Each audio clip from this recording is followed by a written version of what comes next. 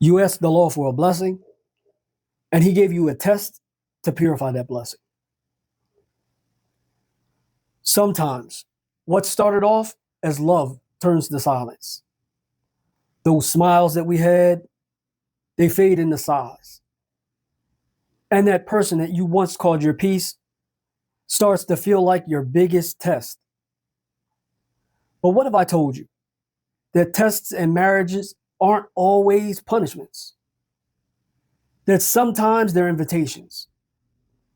Invitations from Allah to rebuild that which has been lost.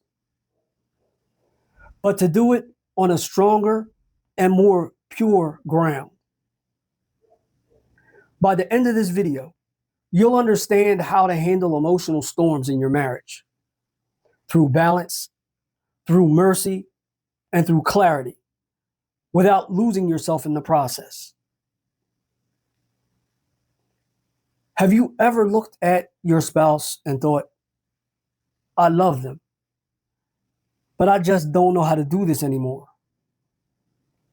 And the reality of the situation is many couples have gone through this. That lull that you feel like you're going through, that distance that you feel with your spouse. This is nothing new. It's been happening since the beginning of time.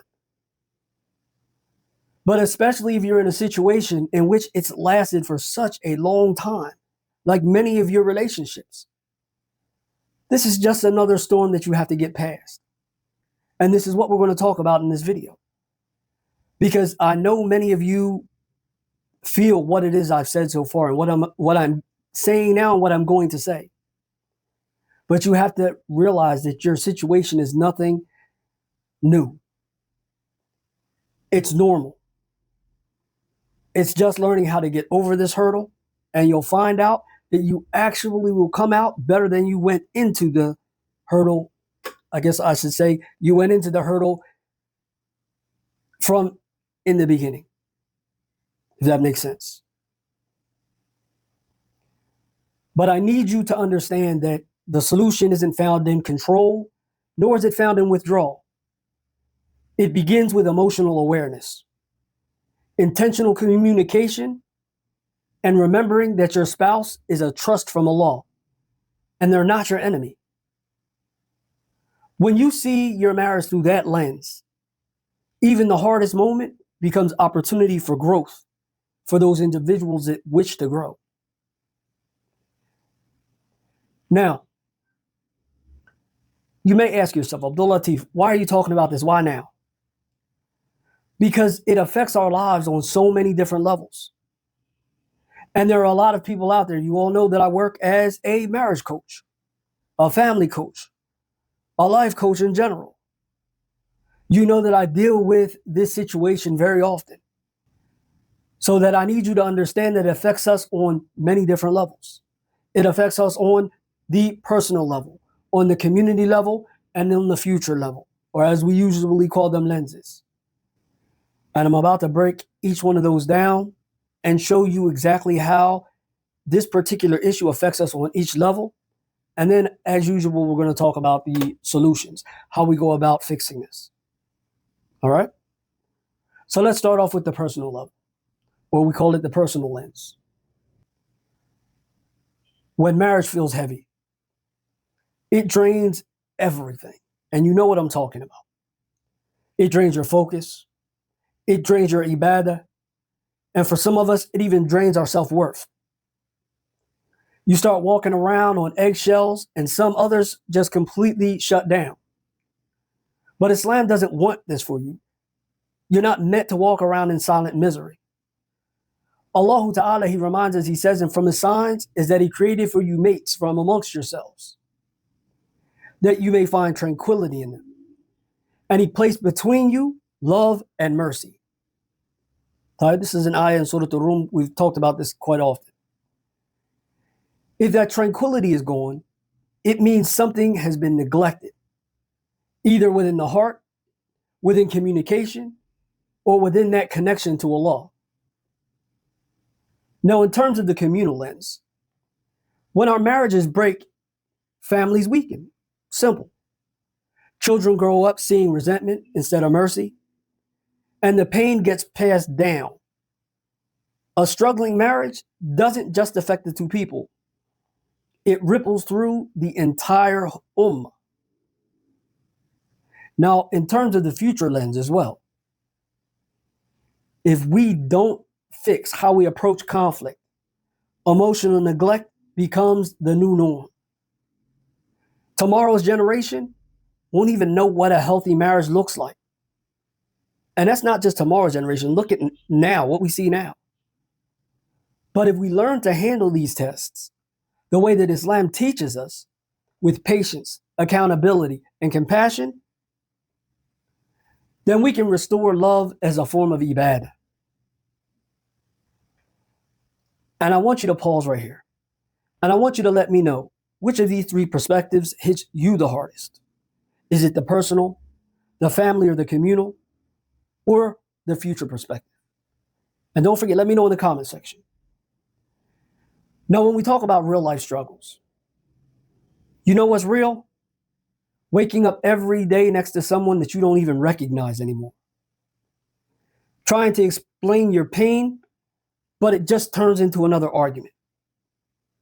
Feeling unappreciated, unseen, or constantly walking a tightrope between staying patient and giving up. Many Muslims suffer in silence because they think that if they speak up, they're being ungrateful. But silence doesn't save a marriage. Communication is what saves a marriage. And communication in Islam isn't just about words. It's about sincerity, it's about mercy, and it's about intention. This is something that most people don't seem to understand. This is where most marriages seem to, and I hate to use this phrase, go astray. Because you find an individual, because of their inability to be able to communicate with all of these characteristics we just now mentioned, they feel as though communication is impossible. Communication is not impossible with anyone unless they refuse to speak with you. Sometimes we just need to find the right way to communicate. And that's on us to be able to find a way to communicate our feelings and emotions and all of the rest of that to our partner or our spouse. And this is where a lot of people go wrong. Like I said, they turn to pulling back, getting silent, not wanting to really make that connection. And that's where relationships go bad. And they can always come back. A relationship can always come back, but it takes that communication. That's where our efforts need to be put.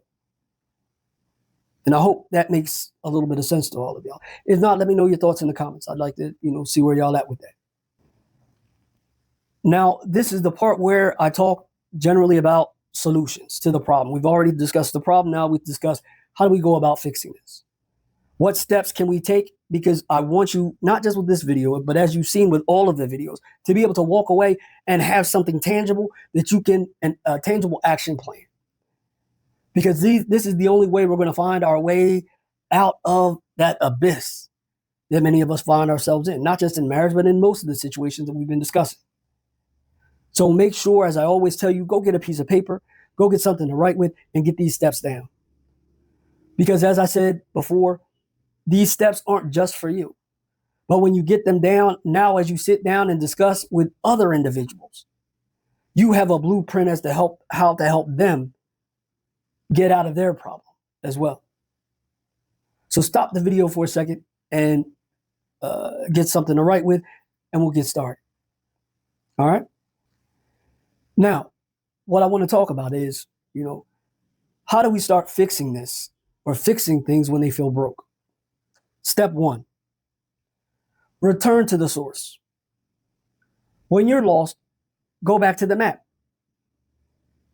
The Quran and the Sunnah don't just tell us what marriage is, but rather they show us how to maintain it. The Prophet ﷺ said, the best of you are those who are the best to their families. You've all heard this hadith 1,001 times. This means emotional excellence is not optional. I say it again, is not optional. It's a part of your ibadah. So before blaming your spouse, ask yourself, what energy am I bringing to this marriage? Am I reacting from ego, or is it from mercy? Step 2, learn to communicate with purpose. Most marital pain, and here's the secret, it's not about the issue itself. It's about how we talk about the issue. The Prophet ﷺ, when he disagreed or corrected, he didn't humiliate someone. He didn't shame someone. He taught gently. He listened and he responded to the heart, not just to the words. If you want your spouse to open up, you must create safety, not fear. Try this instead. Instead of saying, you never listen, say, I feel disconnected when we don't talk. It changes the tone from blame to vulnerability. And this is what invites healing.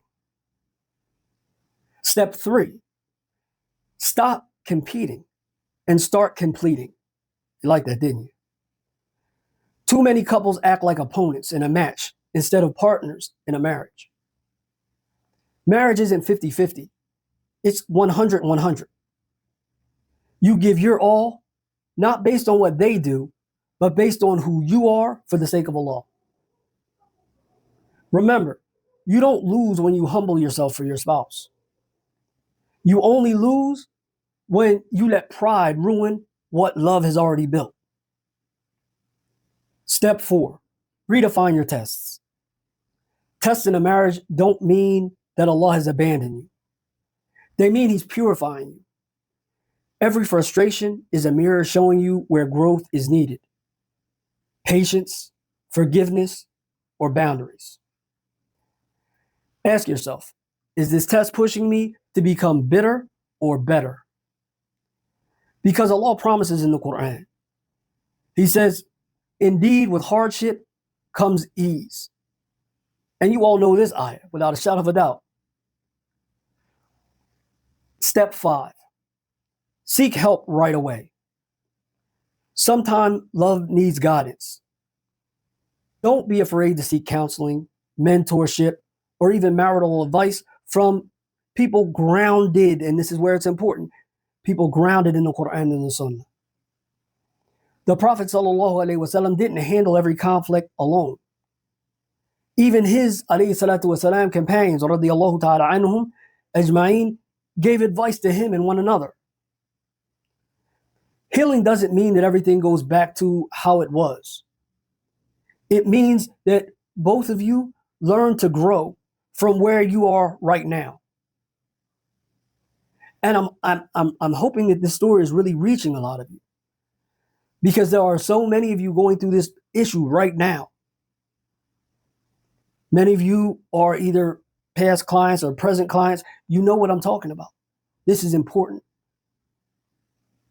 You need to really contemplate on reading through these steps, going through these steps on a regular basis, and making sure you're constantly reviewing and making sure that you're doing what it is that we're talking about.